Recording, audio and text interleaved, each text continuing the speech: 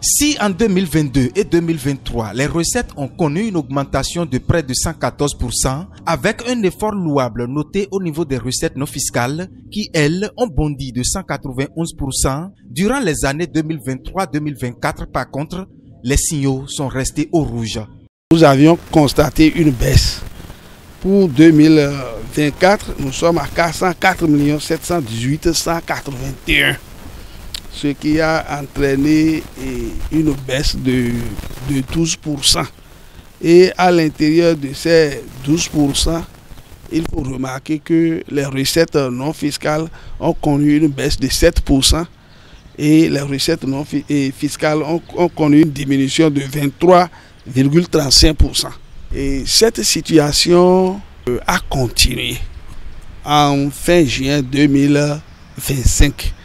Et nous sommes allés comparer les recettes totales de janvier à fin juin 2025 à celles de janvier à fin juin 2024. Là, il faut noter que pour 2024, le total est de 163 433 602 et 120 67 417. Là encore, une diminution de 26,54%. Un tableau pas du tout reluisant qui, au dire du directeur des affaires administratives et financières de la mairie de Komé, se justifie par la suspension des travaux de lotissement dans la commune et l'incivisme fiscal des populations.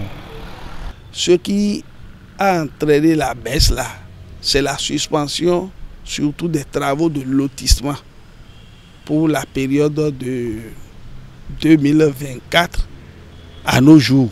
Les travaux de lotissement ont été suspendus parce que à l'analyse, la ligne travaux de lotissement seule a entraîné un écart défavorable de près de 32 millions. À cela s'ajoute l'incivisme fiscal. Les contribuables sont parfois réticents à aller donner. Il y a aussi la résistance. D'autres refusent même de prendre les avis de mise en recouvrement. D'autres refusent même d'aller payer.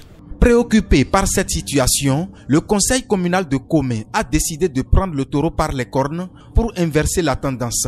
La sensibilisation en vue de susciter l'adhésion des populations pour la mobilisation des ressources apparaît comme l'alternative pour tenir le pari. Avec les collecteurs aujourd'hui, je crois que la sensibilisation continue.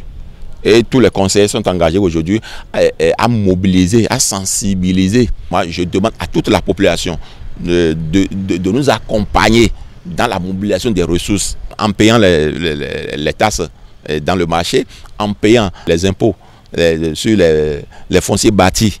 Un jour, nous allons y arriver, et comme on va mobiliser plus, au-delà même de 500 millions. Sans ces paiements, la commune ne peut pas se développer. Le maire ne peut pas se lever pour dire ah, ou bien le SE, je dois faire ça, je dois faire ça, s'il n'y a pas de ces ressources-là.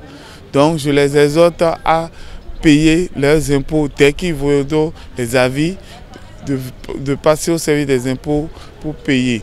Et s'ils ont peut-être des complications, ils peuvent s'adresser aux responsables du service des impôts, soit au receveur ou à l'inspecteur, pour mieux être éclairés.